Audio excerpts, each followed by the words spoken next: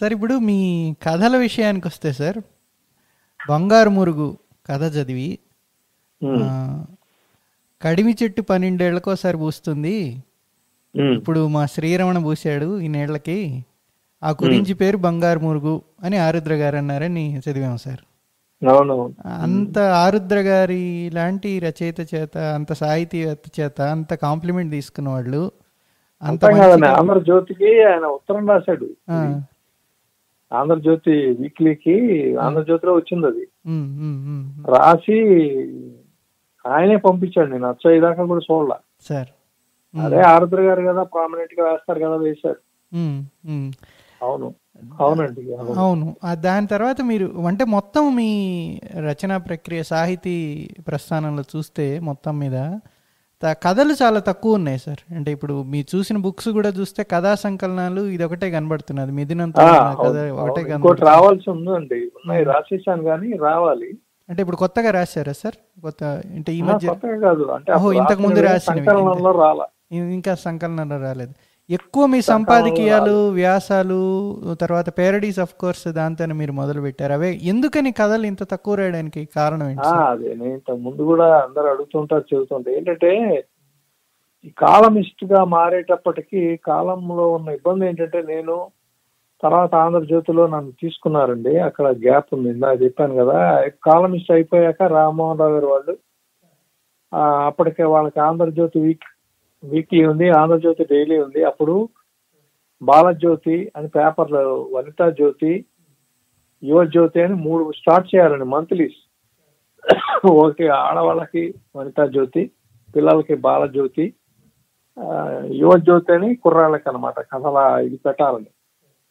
అప్పుడు వీటికి మీరు ఇన్ఛార్జిగా రండి అని పిలిచారు రామ్మోహన్ రావు గారు,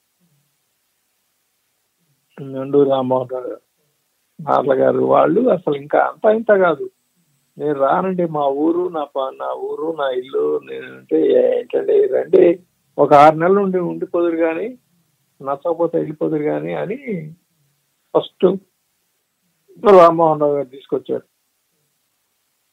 ఆంధ్రజ్యోతికి. అప్పుడు నేను వనితా జ్యోతి అవన్నీ స్టార్ట్ అయినాయి, యువజ్యోతి ఒకటే స్టార్ట్ అవ్వాలి, బాలజ్యోతి చాలా ఏళ్ళు నడిచింది. ఆ మొదటి పేజీ అనే పుస్తకం కూడా చాలా బాగుంది సార్. దాంట్లో మీరు రాసిన సంపాదకీయాలు అవన్నీ కూడా చాలా గొప్పగా ఉన్నాయి సార్, అవి చాలా బాగున్నాయి. లిటర్ గా మొదటి పేజీ అనండి, అది మొదటి పేజీలోనే ఉండేది. అది ఏ ఒక్కటి నేను రాసిన వాటిల్లో ఇది ఎందుకు మీరు రాస్తున్నారు అని అనలేదు. నిన్న మొన్నటి స్టాలిన్ దాకా, స్టాలిన్ నేను అనుకోకుండా చాలా మంచి అప్రిసియేషన్ వచ్చింది, వెల్ రిసీవ్డ్ అనుకోండి. స్టాలిన్ మీద మాకు ఉన్నాయి సార్ 4-5 క్వశ్చన్లు ఉన్నాయి, మాకు బాగా నచ్చింది మా అందరికి.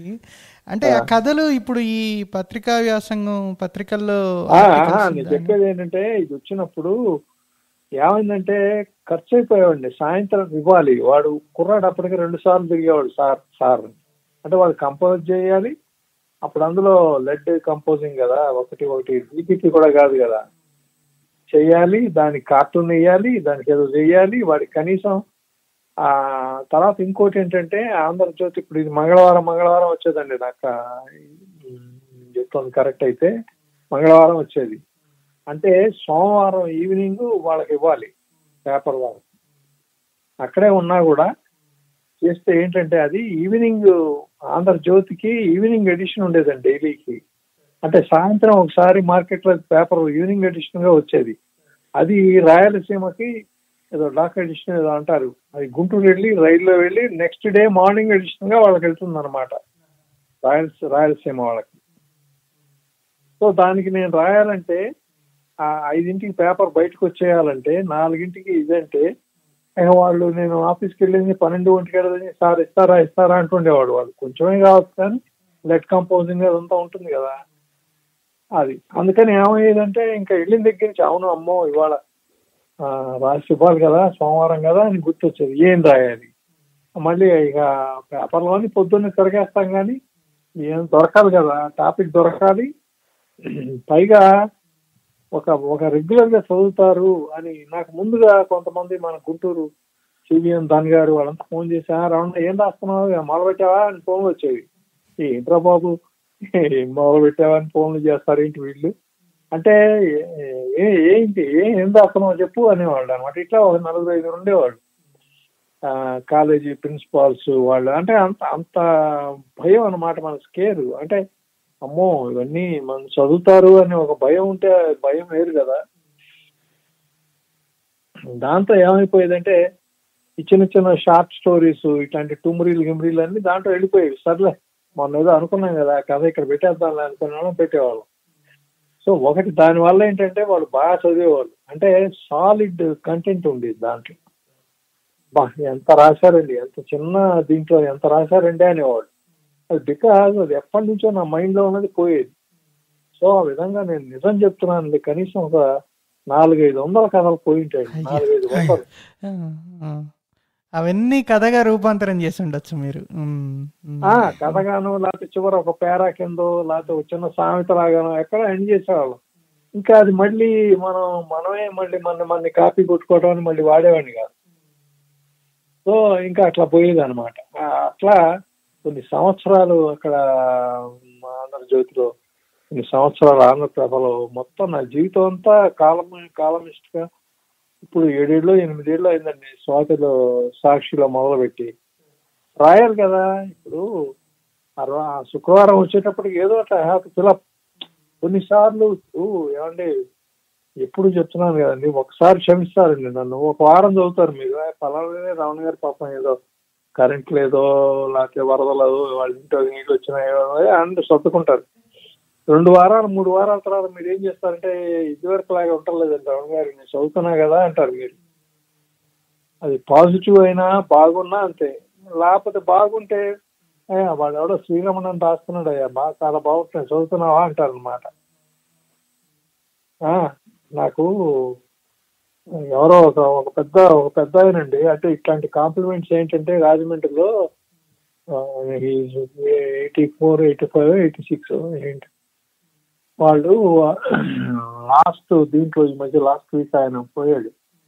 పోతే నువ్వేమన్నా మిస్ అవుతా అంటే నేనేం మిస్ అవుతాను రావణ గారి కాలం ఒకటి మిస్ అవుతాను మహా అయితే అన్నాడు ఆయన.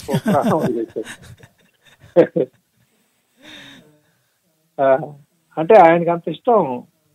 ఫోన్ చేసి ఆయనకి ఏంటో తెలుసా దాంట్లో బాగుంటాడు. మేమేమనుకుంటున్నాం, మేము ఓల్డ్ ఏజ్ సిటిజన్స్ అంతా ఓల్డ్ కలుస్తామండి, ఇది ఎవరైనా మన మనసులో ఇట్లా ఉందిరా అని ఒక 5-6 అనుకుంటాం లైక్ మైండెడ్ వాళ్ళ.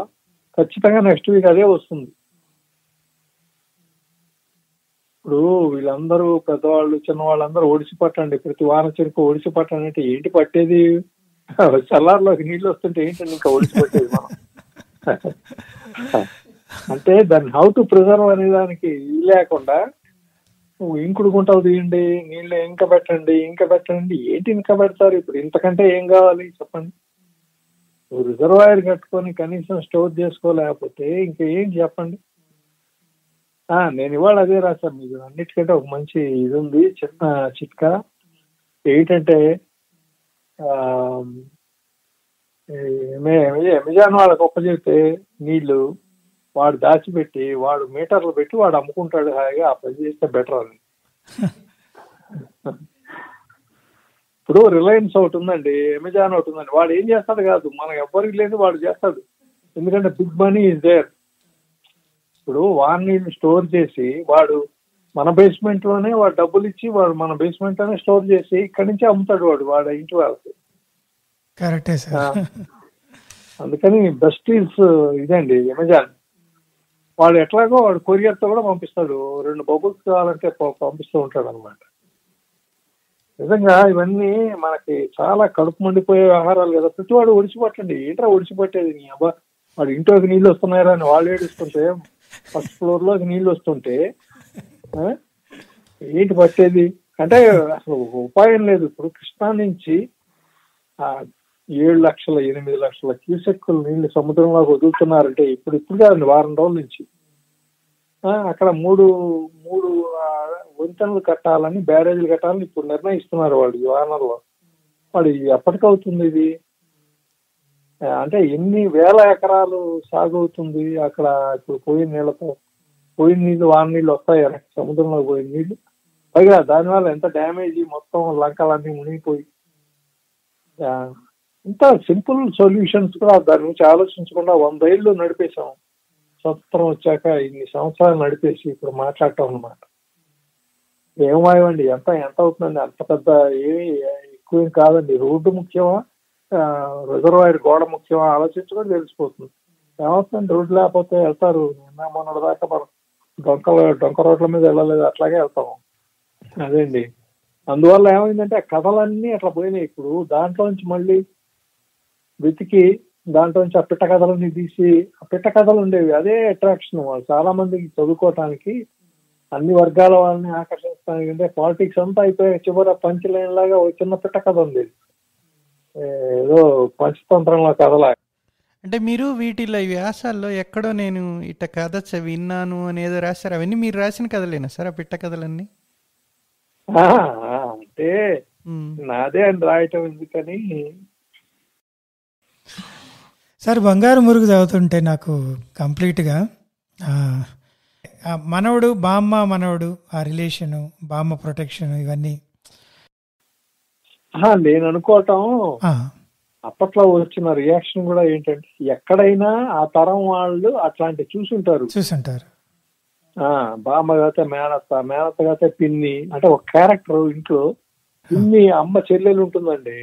ఆ అమ్మ చెల్లెలకి ఏంటంటే అక్క కొడుకు అనుకోండి, విపరీతమైన మోజు అనమాట.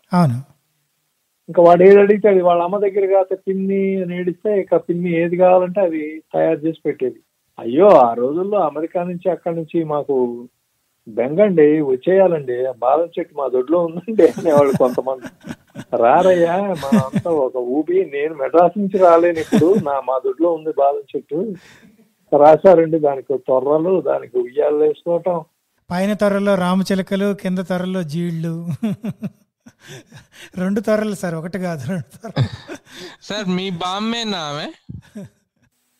ఎవరి బామ్మ అయినా ఆ రోజుల్లో మా బామ్మని కాదు. అంటే అసలు ఇంకా పిచ్చి వ్యామోహం. ఇదిగో నీ గుండె కోసి అంటే తీసుకోరా అని కోసి ఇచ్చే రకాలండి బాబు. మీరు ఆ జనరేషన్ వాళ్ళు, మరి మీరు ఎవరిని చూసారో ఏంటో నాకు తెలియదు కానీ, మా బాబు పిచ్చండి వాళ్ళకి. వాళ్ళకి ఈ తర్వాత వాళ్ళ మీద అసలు ఏంటి అంత పిచ్చి. ఇప్పుడు మా అమ్మ వాళ్ళు అరుస్తుండేవాళ్ళు, ఏంటి వాడు పిల్లలు ఏది అడిగితే అదలా చేయటమేనా, ఇదో ఇప్పుడు దేవుడి దగ్గర గంట తీసి ఇచ్చిందంటే అసలు ఎంత ఇదో చూడండి, వాళ్ళు పిల్లలు తీసిన పనులు. అది నేనేంటంటే తర్వాత సోమవారిని ఎగర్తించడానికి, ఎదురు నిలబడటానికి ఏం కావాలంటే ముందు అసలు ఆ దేవుడి గంట చెప్పాలి. అది అసలు ఆ బామ్మ ఎటువంటి క్యారెక్టర్, అది దాని దేవుడు అంటేనే లెక్కలేదు. వాడి సోమవారిని లెక్క చేస్తుందా? అందుకని అవన్నీ వెల్ రిసీవ్డ్ అనమాట. అంటే ఇట్లా ఉంటారా అని అంటాను, ఎక్కడ స్కోప్ లేదండి అందులో. అది ఎంత సింపుల్ వర్డ్స్ లో చెప్పొద్దు సార్. అంటే చెట్టు కింది నీళ్లు, పక్షి కింది గింజలు, అంటే పశువు కింద మేత. ఇది సరే, ఏదో ఫిలాసఫీ అనుకోండి, అది ఏదో మనం అనుకోండి, ఏదో చెప్తాం అనుకోండి. అది ఆ చివరి దాకా అందరికి నచ్చింది ఏంటంటే, అంటే మీకు ఎందుకు నచ్చిందని అడగలేదు కానీ చెప్తాం, ఇవన్నీ కొంచెం ఎక్స్ట్రా అనుకోండి. అంటే చివరి దాకా బంగారు మురుగు దాని నుంచి ఎస్టాబ్లిష్ చేస్తూ, అది ఎట్లా సమ్మింగ్ అప్ ఏంటంటే, ఆ మనవడు ప్రాణం, ఆవిడికి 6వ ప్రాణం. అట్లాంటి 6వ ప్రాణం తర్వాత అవి చాలా మంది ఐడెంటిఫై అయ్యి, ఇదిగో ఇట్లా కొద్దిలో పెళ్లిళ్ళు తప్పిపోయిన వాళ్ళు ఉన్నారండి. లేకపోతే సక్సెస్ అయిన వాళ్ళు కూడా ఉంటారు. అవునరా, నా పెళ్లి అప్పుడు కూడా ఇట్లా జరిగింది, వాళ్ళు ఎవరో మధ్యవర్తి ఇది చేశాడు కదా చెబుతుంటారు పెద్దవాళ్ళు. మేబీ ఇప్పుడు 60-70 ఏళ్ళు ఉన్న వాళ్ళు చెబుతారు. వాళ్ళు ఆ రోజుల్లో చిన్న వాటి దగ్గర పట్టింపులు రావటం, పోనీ అంటే మౌపెళ్ళి వాళ్ళు అనగానే కొంచెం ఒక అడుగు పైన ఉంటారని కదా. అందుకని ఆ సమ్మింగ్ అప్ తర్వాత చివర ముగింపు బాగా నచ్చిందండి అందరికి. అంటే మేము ఊహించలేదు అని అన్నారు అప్పట్లో మొదటిసారి చదివిన వాళ్ళు. చాలా అనూహ్యమైన ముగింపు అని. ముగింపు కూడా ఎందుకు అంటే ఇంకో రకంగా ఎలా అనిపించింది అంటే సార్, ఇప్పుడు అప్పటిదాకా మీరు బాంబు ప్రొటెక్షన్ లో ఉన్నాడు హీరో అబ్బాయి. అవును. ఆమె ఆమె తదనంతరం ఈమె చేతికి అప్పగిస్తున్నట్టుగా అదే వారసత్వం. వారసత్వం ఆ అమ్మాయి ప్రొటెక్ట్ చేసేటట్టు అతను. అవును, ఇంట్లోనే నెక్స్ట్ ఇది కదా. అంటే అమ్మాయి బాగా నచ్చింది. ఆ అమ్మాయి అయితే ఈ అబ్బాయిని బాగా చూసుకుంటుందన్న నమ్మకం రాగానే ఆమె సొంత మనవరాలు కాదురా నువ్వు చేసుకోరా అని చెబుతుంది కదా. వెరీ రేషనల్ అండ్ రాడికల్ కదా ఆవిడ. లేదండి, బాగా అంటే వెల్ రిసీవ్డ్. అండ్ ఇప్పటికి కూడా కొంతమంది దాంట్లో డ్రామా, దాంట్లో క్యారెక్టర్స్ చాలా ఎక్కువ. మాకు మిథునం సరే అనుకోండి, ఇంకా దాన్ని ఏం కాదనలేం కానీ, బట్ బంగారు మరుగులో ఉన్నంత ఇది బాగా వస్తుందండి మాకు అని చెప్తుంటారు కొంతమంది. అంటే డ్రామా బాగున్నది సార్ బంగారు. బాల్యం కదండి, బాల్యం అందరికి హత్తుకుంటుంది కదా బాల్యం. అది కాకపోయినా ఎక్కడో అక్కడ కొన్ని తగులుతాయి.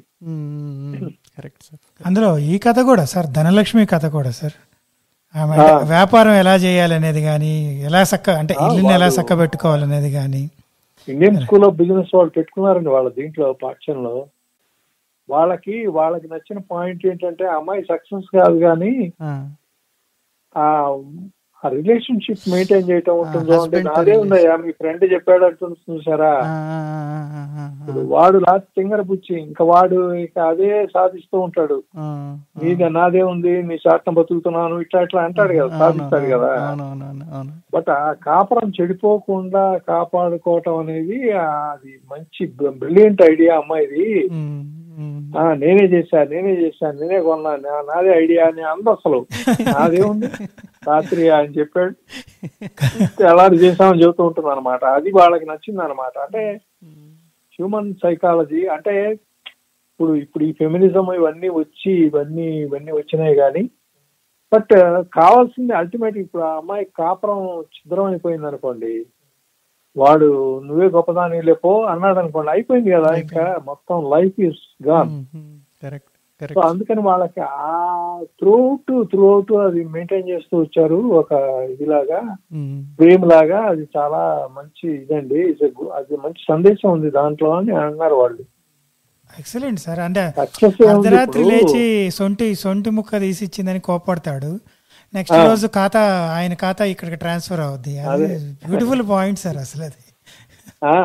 అంటే జెస్చర్ కదా. ఇప్పుడు ఎక్కడ ఒక చోట గుడ్ విల్ అంటాం కదండి, గుడ్ విల్ అంటే అదే కదా. అంతేగాని నువ్వు నిద్ర మానుకొని చేసావు, నువ్వు చాలా లీకీగా బిహేవ్ చేసావు అంటే పోతా అంతే. ఇప్పుడు మార్కెటింగ్ అనుకోండి, ఏదన్నా అనుకోండి, అది అంటే రెండింటిని సమర్థవంతంగా నిర్వహిస్తూ వచ్చింది ఆమె వ్యాపారంతో పాటు కుటుంబ జీవితాన్ని కూడా. ఎక్కడ వ్యాపారం వేరండి. ఇప్పుడు వ్యాపారం ఇంకా అంత రాయొచ్చు, ఒక నవల రాయొచ్చు, తర్వాత ఇంకోటి చేసింది, స్కూల్ పెట్టింది, తర్వాత లాస్ట్ ఇది కూడా ఇప్పుడు అక్షరాలు కూడా అమ్ముకోవచ్చు అన్నది ఒక చివరిలో పెట్టామనుకోండి ఈ కార్పొరేట్ స్కూల్స్ మీద. అది అంటే ఎంత బిజినెస్ చేస్తున్నారు ఏంట రాసుకుంటూ వెళ్ళొచ్చండి. ఇప్పుడు దాని తర్వాత హాస్పిటల్ పెట్టచ్చు, దాని తర్వాత ఇంకా ఇవాళ బిజినెస్ అయిపోయిన చాలా వ్యవహారాలు పెట్టచ్చు. ఇంకా అది కేటలాగ్ అయిపోతుంది. ఇప్పటికే నాకు ఎక్కడన్నా అయిపోయిందేమో నాకు అనుమానం. Correct sir. అందులో ఇది సార్ షోడానాయుడు సార్ కదా, అందులో ఒక చిన్న అది రియల్ క్యారెక్టర్ అండి. నాకు చాలా ఇష్టం అతను. ఈ మధ్య పోయాడు పాపం. ఆ దొడ్లో ఉండేవాడు, సోడాలు పడుతుండేవాడు. వాళ్ళు చాలా మంది అన్నారు అట్లాగా తెస్తాడా వాడు అంత ఉద్యోగంలో ఉంటే వాడి దగ్గరికి అని. అంటే తెస్తారండి, వాళ్ళు ఎదగరు, వాళ్ళు పెద్దవాళ్ళు ఎవరు. చిన్నప్పుడు బాబుకి చాలా ఇష్టం సోడా గోళీలు అంటే అనే దగ్గర ఆగిపోతాడు వాడు. చాలా చోట్ల జరుగుతుంది అది. అంటే చాలా మంది ఒప్పుకున్నారు అనుకోండి, కొంతమంది అది కొంచెం సినిమాటిక్ గా ఉంది అన్న. లేదు సార్, అంటే చిన్నపిల్లలు మేము ఇప్పుడు అంటే గోళీలు ఆడేవాళ్ళం కదా, ఒక్కొక్క టైప్ ఆఫ్ గోళీలు సేకరించాలంటే ఎక్కడికెక్కడికో వెళ్ళేవాళ్ళం సార్. దట్స్ రియల్ యాక్చువల్గా అది. అయ్యో అందులో ఇవి చాలా రేర్ అండి, నాకు తెలుసు, నేను మంచి ఆటగాడిని. అది సోడా బిల్లేర్ అంటారు దాన్ని. అది చాలా పవర్ఫుల్ గోలీ, అది చాలా హెవీగా కూడా ఉంటుంది. దాని మంచి ఆటగాడు తప్ప ఆడలేదు, ఆడలేరు. దాంతో గోళీలు ఆడితే మిగతా గోళీలు పగిలిపోవాల్సిందే కదా సార్. అవును అవును. మా దొడ్లో ఉండేవాడు, నీలంగా ఉండేవి, నీలం ఆకుపచ్చ 2 రంగులు ఉండేవి. ఏదోలేండి, ఎప్పుడో వంకలు ఎప్పుడో ఉంటాయి, అది నోబడీ ఈజ్ పర్ఫెక్ట్ అనుకోండి, దాన్ని మనం యాక్సెప్ట్ చేయాలి. అందులో ఈ ఇంకొక కథ సార్, వరహాల బావి కానీ, రైట్ అంతే. వరహాల బావి దాంట్లో అంటే 2 కమ్యూనిటీస్ మళ్ళీ పోరాడుకోవటం, రైట్, మాదంటే మాది, ఆ బావి మా వాళ్ళు బహుమతిగా ఇచ్చిన డబ్బుతో కట్టిందని, రైట్. నాకు అట్లాంటి గాజుల బొత్తు ఒక అతను ఉండేవాడు, నేను చూశాను చిన్నప్పుడు. మా దొడ్లో ఒక నిమ్మ తోట ఉండేది మాకు, అంటే నిమ్మ చెట్లు. ఆ మధ్యాహ్నం పూట కరెక్ట్ గా లంచ్ టైంకి 12, 11, 12ంటికి వచ్చేవాడు మా ఊరు. వస్తే వాళ్ళు నల్ల కంబళి అండి, నల్ల కంబళి ఉంటుంది, గాజుల మలారం ఉంటారు. ఆ 4-5 మలారం వేసుకుని వచ్చి అక్కడ మా వాకిట్లో దింపి టిఫిన్ బాక్స్ తెచ్చుకునేవాడు, తినడానికి అన్నం బాక్స్ తెచ్చుకునేవాడు. మా తోటలోకి వెళ్ళి అక్కడ కాళ్ళు చేతులు అవన్నీ శుభ్రం కడుక్కొని అక్కడ బావి ఉండేది, అక్కడ నమాజ్ చేసుకొని అన్నం తిని అప్పుడు వచ్చేవాడు. సాయిబు చిన్నవాడే, 40-45 ఇయర్స్ ఉంటాయేమో. అతను నాకు బాగా ఇంప్రెషన్ అనమాట. తర్వాత ఏంటంటే ఆ రోజుల్లో ఒక సంప్రదాయాలండి, అప్పటిదాకా సరే మా ఇంటి దగ్గర మలారం దింపాడు, వచ్చాడు, ఆ కంబళి పరిచాడు అంటే చుట్టుపక్కల అమలక్కలందరూ వచ్చేవాళ్ళు, ఒక 4-5 ఏళ్ళ వాళ్ళైనా కనీసం. వాళ్ళకేంటంటే ఒపీనియన్స్ కావాలన్నమాట, ఇవి వేయించుకున్నా అవి వేయించుకున్నా, ఇవి బాగున్నాయి అవి బాగున్నాయి, నీలమా పచ్చ. పాపం డెసిషన్ కి పల్లెటూళ్ళల్లో రూపాయి ఖర్చు పెట్టడానికి కూడా 4 ఒపీనియన్ అంతా ఉండేవి, దాని వాల్యూ ఇచ్చేవాళ్ళు. బ్యాలెన్స్ చేసేవాళ్ళు, రూపాయికి 10 అని వాళ్ళు, 12 ఇమ్మని వీళ్ళు. సరేనమ్మా అని ఒప్పుకుని మాకు ఆశ్చర్యంగా ఉండేది, అంతసేపు బేరాలు చేసేవాళ్ళు. గాజులు వేసిన తర్వాత అతని కాళ్ళకి, గాజులు బొత్తు కాళ్ళకి దండం పెట్టేవాళ్ళు అమ్మ వాళ్ళు కానీ ఎవరు వేయించుకుంటే వాళ్ళంతా, అతను దీవించేవాళ్ళు. చూస్తున్నా సెంటిమెంట్స్ కి వీటికి ఎంతో తేడా ఉంది అని అనిపించేది అనమాట. ఇప్పుడు నేను చెప్తున్నా, అది కథగా రాలేదు కానీ బేడమ్మ అని ఒక కథ రాశానండి, నాకు చాలా ఇష్టం అది. ఒక ముసలావిడ, ఒక ఓల్డ్ వీడియో ఉండేది మా ఊళ్ళో నిజంగానే. ఆవిడ కొంచెం అమాయకంగా ఉండేది అనమాట. అందరికి మాకు శివాలయంలో మంచినీళ్ళ బావి ఉండేది. అందరికి అగ్రహారంలో బ్రాహ్మణులన్నిటికీ రోజు మడినీళ్లు తీసుకొచ్చి తడి బట్టతో, ఆ మడినీళ్లు అనమాట, అదే ఆవిడ గిరిగీసినట్టు, శివాలయం ఇంటికి గిరిగీసినట్టు అయిపోయేది. ఆ తడి బట్టలతో నీళ్లు మోసి అందరికి పోసి ఆమె బావిలోంచి తోటి తీసుకొచ్చి పోసేదే సార్ ఇళ్లలో మಣ್ಣీళ్లు పోసేదే. శివాలయంలో బావి ఉండేది, మంచినీళ్ళ బావి. అది బిందె తీసుకొచ్చి అన్నిళ్ళకి పోసేది. పాపం పోసేస్తే ఎక్కడొక్కడ ఆనందనం అనేవాళ్ళు. ఆవిడకి వేరే కిచెన్ అదే ఉండేది కాదు, ఎక్కడొక్కడ అందరూ చుట్టాలే, అందరు కావాల్సిన వాళ్ళే, ఎవరొకళ్ళు అన్నం పెట్టేవాళ్ళు. అట్లా బతికింది. ఆవిడ కోరిక ఏంటంటే, ఆ బేడమ్మని రాశాను. ఆవిడ కోరిక ఏంటంటే, నేను చచ్చిపోతే నాకు తగలేదురా, నాకు నొప్పి పుడుతుందని ఏడ్చేది మా అందరితో. సరే అయితే మాకు ఎంత ఇస్తావో చెప్పు అంటే పాపం అందరూ ఏడిపించేవాళ్ళు. చచ్చిపోతే కాల్చేయాల్సిందే అంటే పాపం ఆఖరికి వాళ్ళ గుడి పూజారికి ఆ పూలు, మందార పూలు అవన్నీ పెట్టుకుని దాంట్లో ఒక బేడ పెట్టి అక్కడ ఇస్తుంది అన్నమాట. ఆ పూజారికి ఏంటంటే, నాయన నేను చచ్చిపోతే వీళ్ళు తగలేస్తా ఉంటున్నారు కనుక శివుడు నాయన తగలేకుండా దున్నాయన నెప్పి నాయన అని ఏడ్చేది. అదే ఇదేసేది అనమాట. తర్వాత ఎండింగ్ ఏం చేశానంటే, చిన్న కథ అండి, 1 పేజీ కథ, 1/2 పేజీ కథ. తర్వాత పుష్కరాలు వస్తే కృష్ణకి వెళ్ళి ఆ కృష్ణలో చచ్చిపోతుంది. ఎందుకు ప్రచురించలేదు సార్ ఈ కథ? ఎక్కడో వచ్చిందండి, నాకు గుర్తులేదు, ఎక్కడో వచ్చిందో రాలేదో కానీ. అంటే ఇంకా ప్రచురింపబడిన కథలు ఎన్ని ఉన్నాయి సార్? ఇంకా అంటే ఇట్లా సంకలనంలో రాని కథలు రానివి 10-12 ఉన్నాయండి. ఇంకో 10 అంటే ఇంకో సంకలనం రావచ్చు, పూర్తి సంకలనం ఈజీగా. అదొకటి సమగ్రంగా అన్నీ ఒక చోట వస్తే కూడా బాగుంటుంది సార్. ఈ మధ్య కొన్ని వస్తున్నాయి కదా కొందరు రైటర్స్ సమగ్ర సాహిత్యం అని చెప్పి. అది అంత లేదండి.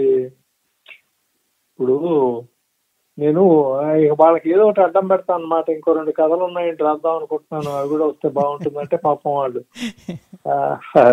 సర్లేండి అంటుంది. స్టాలిన్ 10 ఏళ్ళు అట్లాగే ఆపానండి.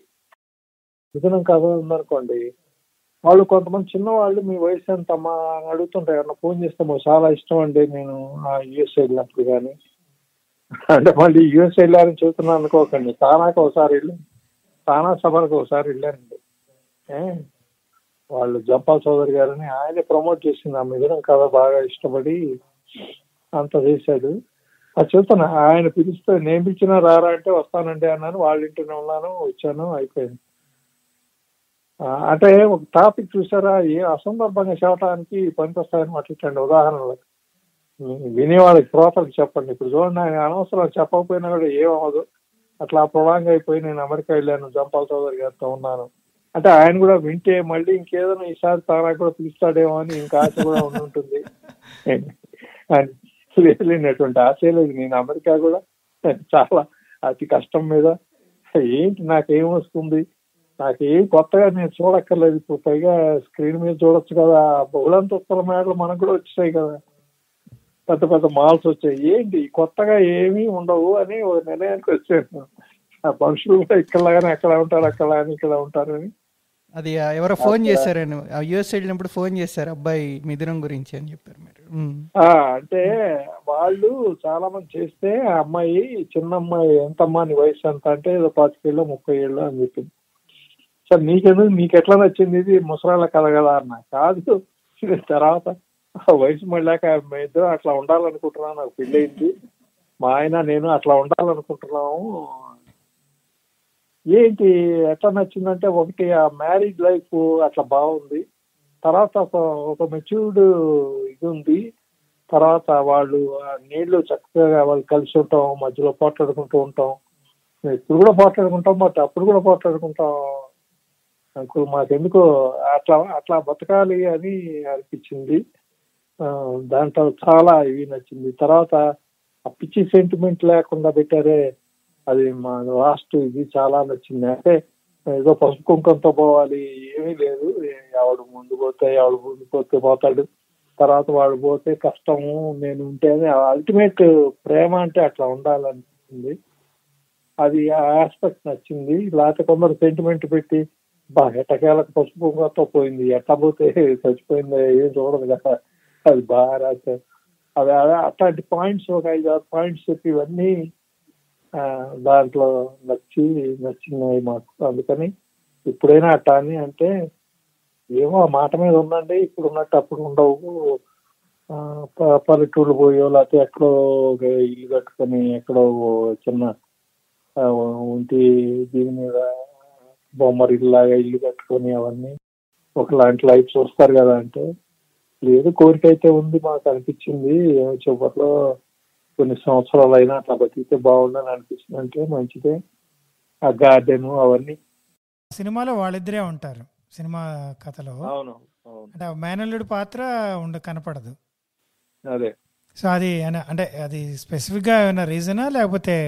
ఏం లేదండి, ఏం లేదు. వాళ్ళు నన్ను భరణి గారు మీరు వర్క్ చేస్తారా అంటే కూడా నేను ఇంకా పేపర్ టు సెల్యులాయిడ్ అప్పుడు రైటర్ ఉండకూడదండి, వాడికేవో పిచ్చి పిచ్చి ఐడియాలన్నీ ఉంటాయి, మీరు సినిమాలో ఒకలాగా స్క్రీన్ ప్లే కానీ ఒకలాగా ఆలోచిస్తారు కదా, ఎక్స్ట్రా న్యూ ఐడియాస్ కానీ అవి కానీ రాకుండా ప్రతిదానికి ఏదో ఒకటి చెప్పి చివరికి నన్ను ఇచ్చేయటానికి సర్లేండి అని మీరు అంటాం. అట్లా వద్దు, అసలు నేను రాను, నేను సినిమా చూస్తా అంతే, నేను మధ్యలో కూడా రానని చెప్పాను. అయితే ఆయన ఏమన్నాడంటే, మీరంటే అప్పుడు బయటికి కమ్యూనికేట్ చేయడానికి వాళ్ళిద్దరు ఒక ఐలాండ్ లో ఉన్నారు, వాళ్ళు కమ్యూనికేట్ చేయటానికి ఎవడవాడు ఉండాలి కదా, అందుకని మీరు మేనల్ని పెట్టి ఉంటారు అని అనుకుంటున్నాను. ఇప్పుడు నేనున్నాను, కెమెరా ఉంది, డైరెక్టర్ ఉన్నాడు, వాళ్ళని చూపించడానికే నా లెన్స్ నా ఇవి పనిచేస్తాయి కదా, ఇంకా అది అవసరం లేదనుకుంటున్నానంటే మీ ఇష్టం అండి, నేను ముందే చెప్పా కదా, ఇంకా కారణం చెప్పి ఇప్పుడు నేను మీకు చెబుతాను. నేను అనుకున్నది ఏంటంటే, వాళ్ళ లైఫ్, వాళ్ళ జీవిత ఇది ఇంకో తరానికి పాస్ ఆన్ అవుతుందన్న నా ఉద్దేశం. పాస్ ఆన్ అవడం కదా, ఎవరో ఒకరు రిఫ్లెక్ట్ అవుతూ ఉండాలి కదా సార్ వాళ్ళని చూసి. రిఫ్లెక్ట్ అవటం కాదు, ఇంకో వాడు చూస్తున్నాడు మామయ్య అత్తయ్య ఇట్లా అనేవాళ్ళు. అందుకే వాడు చివరి దాకా చాలా చివరికి వాడిని మర్యాద కూడా అత్తయ్య చేత మాట్లాడించినారు. నాకు ఎట్లా బతకాలో చెప్పాడు రా, అదిరా ఇదిరా అని వాడు మనకి ఇటాలు చేయకుండా సీరియస్ గా చెప్తుంది. అంటే నాటుకునేట్టు చెప్తుంది దాంట్లో ఒక్క మాట. ఆ ఎండింగ్ లో అతను ఉండడం అనేది చాలా యాప్ట్గా ఉంది సార్ అది. ఇప్పుడు ఆయన కూడా రైటరు, గొప్ప రైటరు, గొప్ప డైరెక్టర్ అనుకోండి, ఆయనకి అది తట్టలేదు. ఇప్పుడు నేను చెప్పి కాదండి ఇది ఇంకో నెక్స్ట్ జనరేషన్ పాస్ అయ్యి, ఎందుకంటే సినిమా తీస్తున్నప్పుడు ఎందుకు పాస్ అవ్వదు అన్నాడు అనుకోండి, ఇంకా సినిమా కాదు కాబట్టి పేపర్ కాబట్టి లెఫ్ట్ ఇట్. ఆయన కరెక్టే నేను కరెక్టే అనుకున్నా, వదిలేసాం అంతే. హిండ్రెన్స్ అనుకున్నారేమో, అంటే అది వాళ్ళిద్దరికి మధ్యలో ఇంకొకరు కనపడటం అంత గొప్పగా ఉండదు అనుకున్నారేమో ఆయన. ఉండొచ్చండి, కానీ ఇప్పుడు ఎట్లా హౌ టు కమ్యూనికేట్ అంటే ఆయన అన్నాడు నా దగ్గర కెమెరా ఉంది నేను కమ్యూనికేట్ చేస్తాను. సరేనండి అని చెప్తాను. నాకు కథకుడుగా ఇవన్నీ ఎవరు చెప్పారు నీకు, వాడు ఉల్లి కోడి పెంచుతున్నాడని ఎవరు చెప్పారు?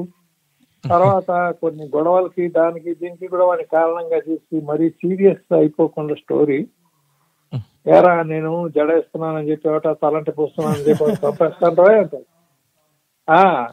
అంటే అవన్నీ నెరేషన్ దీంట్లో టెక్నిక్ లో కాకుండా వీడు బయటికి మోస్తున్నాడు అంటే ఇవన్నీ జరిగినాయి అని, అది జస్టిఫికేషన్.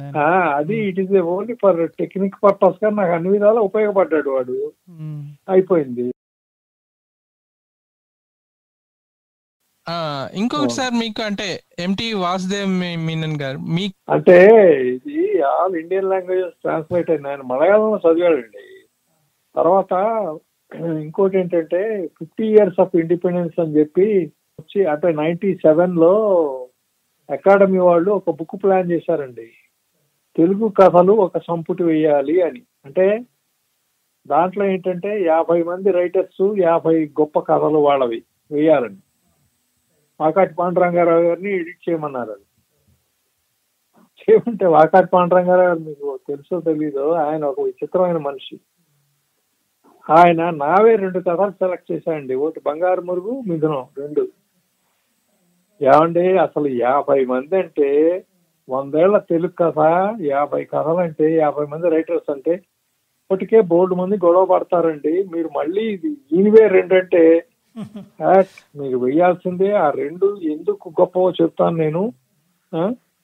ఒకటి ఫలానా ఇజంని పాతిపెట్టింది, ఒకటి ఇంకో ఇజంని లేకుండా పూడ్చిపెట్టింది. సామాన్యమైన పని చేయలేదు అవి ఆ 2 కథలు.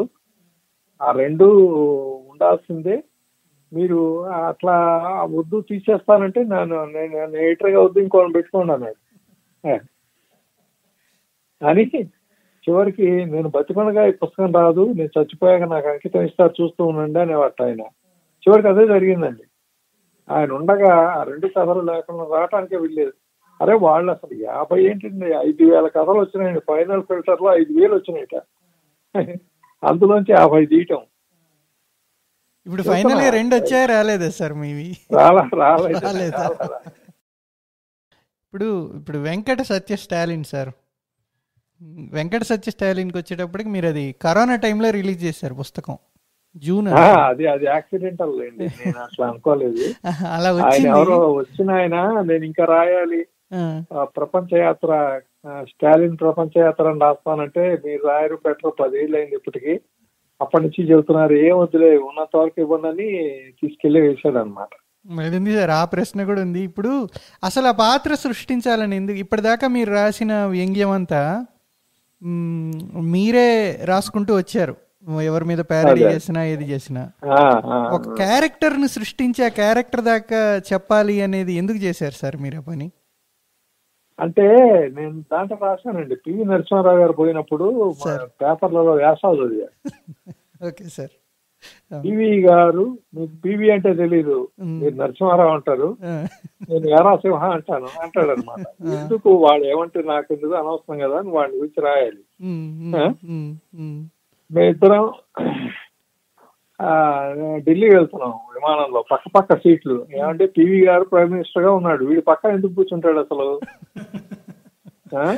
అసలు ఆయన జడ్ లిస్ట్ జడ్ ప్లస్ లోనే ఉంటాడు కదా, ఎక్కడో ఉంటాడు అసలు. వాడికి వేరే విమానం వెళ్తుంది ఆయనకి, వీడి పక్కన కూర్చున్నా ఏమయ్యా ఏంటి సంవత్సరం జ్ఞానపీఠ ఎవరికి ఇస్తే బాగుంటుంది అన్నట్ట. అంటే మీకు విశ్వనాథ జ్ఞాపకం రాలేదా అన్నట్ట.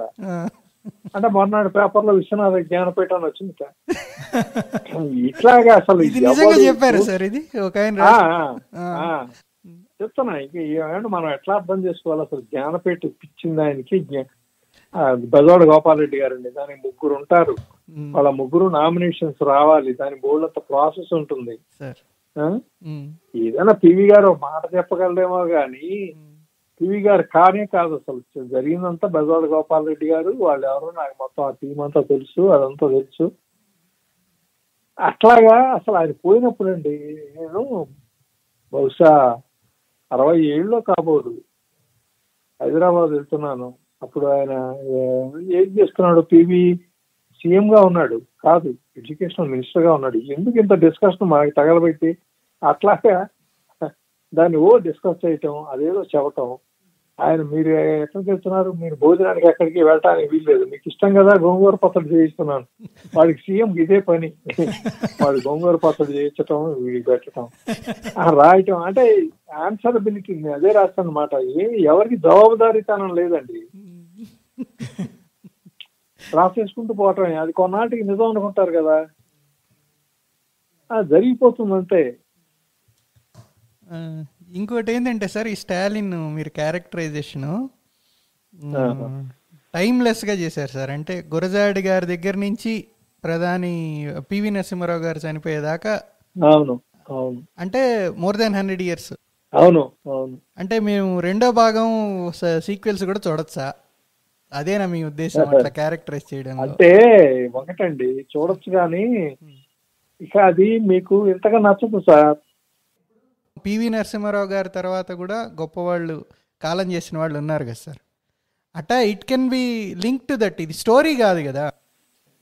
కాదు అంటే రాయొచ్చు, కానీ ఇప్పుడు గిరీశం కాదు, తర్వాత బారిస్టర్ పారదేశం కాదు, ఎవరు కాదు, డిఫరెంట్ గా ఉంది అన్నది ఒప్పుకుంటా. గానీ అది ఎప్పుడైనా ఎక్స్టెన్షన్ ఎందాకన్నానే ఉషశ్రీ అన్నట్టు ఎక్కడ ఆపాలో తెలియాలరా అని. అది ఇప్పుడు ఆయనకి అది ఒకటి దొరికాడురా, వాడు ఒకటి దొరికాడురా, ఇంకా వాడు జీవితం ఎలా తీస్తాడురా అని జనం అనుకోకూడదు కదా. ఇంకొకటి అయితే రాయొచ్చు సార్ మా ఉద్దేశంలో, ఇంకొక 10-15 అయితే రాయొచ్చు. కానీ పంచెస్ అవన్నీ చాలా రిపీట్ అవుతాయండి, చాలా కష్టం. ఇప్పుడు పొద్దున కూడా ఎవరో ఫోన్ చేసి అంటున్నారు, ఏమండి అసలు అవధం రాయటం ఏంటి, ఆ ఏనుగులకి దసరా వస్తుంటే మంచిగా నలుగులు పెట్టడం ఏంటి, పైగా ఏంటి వడయారు తల్లి అంటే వాడు చేస్తూ ఉంటుంది కదా ముసలమ్మలకి, ఆవిడ మాటీలంతా ఖాళీగా ఉన్నారు, ఈ ముసలాళ్ళతో ఒక న్యూసెన్స్. అరే పదంట్రా అని తొంగలో 8, పద్దల్లో 10 అని ఏదో చెప్పి అక్కడికి తీసుకెళ్లి కడిగిస్తూ ఉంటుంది అనమాట. తర్వాత వీడు అక్కడ ఇన్వాల్వ్ అయ్యి వీడియో సలహా చెప్పిన వాడు, వీడిని ఏదో వాళ్ళు ఆయన ఏనుగు మీద అంబారీలో దింపిరండి అంటే వాడు నడిచి వెళ్ళిపోతాడు దొంగతనంగా. ఎందుకంటే వాళ్ళకి తెలుసు వీడే చెప్పిందని, సలహా చెప్పింది. సార్ ఇదేంటి సార్, మామూలుగా పాల కోసం వెళ్తూ నల్లరాయి మోసుకెళ్ళటం అంటే అది ఆ సామెత? అవును సార్, దానికి చాలా ఇది ఉందండి. బట్ ఫ్యాక్ట్ ఏంటంటే పాల కోసం నల్లరాయి అంటే అది పూర్వం బాలింతలు కొత్తగా పిల్లలు కన్న తల్లులు వాళ్ళు ఏం చేసేవాళ్ళంటే ఈ ఆయుర్వేదంలో ఒక ఇట్లా కావడేసి భుజం మీద అటు ఇటు నల్లరాళ్ళు పెట్టి మోయించేవాళ్ళు. ఎక్సర్సైజ్ అనమాట. సో దట్ పాలు పడతాయి తల్లికి. ఆ బ్రెస్ట్ ఫీడింగ్ కదా ఆ రోజుల్లో, అందుకని ఆయుర్వేదంలో ఇది ఒక ఎక్సర్సైజ్ అండి. అందుకని అది తర్వాత ఏదో పాల కోసం నల్లరాయి అని, అది ఏంటంటే అంటే హెవీ వెయిట్స్ అనమాట. 2 పెట్టి ఏదో 5 కిలోలో 10 కిలోలో ఆ మనిషిని తగ్గట్టు పెట్టి అది మోయించేవాళ్ళు. అది నేను విన్నది. నేను కూడా ఇట్లాగే ఏంటి అసలు ఈ పాల కోసం నల్లరాయి ఏంటి అంటే అప్పుడు దాన్ని ఎక్కడికో రూట్స్ లోకి వెళ్తే నాకు ఎక్కడ దొరికింది ఇది. ఓకే ఓకే అది నాకు చాలా ఇదిగా రిలయబుల్ గా ఉంది. Okay sir. సత్య స్టాలిన్ లాంటి క్యారెక్టర్ని రియల్ లైఫ్ సత్య స్టాలిన్ మీట్ అయితే ఎలా ఉంటుంది సార్? ఇప్పుడు నేను చెప్పా కదా మీకు, ఇట్లాంటి వాళ్ళు చాలా మంది ఉంటారండి. పలానా సంవత్సరం కాబోలని కాదు, మీరు వెళ్తుంటే చక్రపాణి గారు ఏవిఎం దీంట్లో స్టూడియోలో ఎదురుపడి, ఏమయ్యా ఎప్పుడు వచ్చావు, కనపడకుండానే వెళ్ళిపోతున్నావే అన్నాడు. అంటే లేదు మీ దగ్గరికి వస్తున్నానంటే సరే రా అంటే, అప్పుడు ఏంటి గుండమ్మ గారు తీస్తున్నాను ఏమన్నా చెప్తావా సలహాలు అంటేను, ఇది అవసరమా అన్నాను. సరే అన్నాడు. వాళ్ళ తీసే చక్రపాణి అసలు ఎట్ట మాట్లాడతాడో, చక్రపాణి ఎరుగుంటే ఎంత తిక్క మనిషో, వీడి సలహాలు తీసుకోవటం ఏంటో, అసలు ఒకటి సలహాలు వినటమే లేదు, ఆయన సలహాలు ఇవ్వటం తప్ప.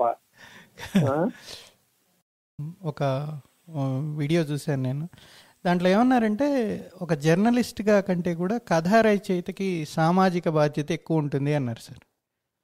అది అర్థం కాలేదు సార్, ఏంటి అంటే ఏమిటి దాని అర్థం ఏంటి?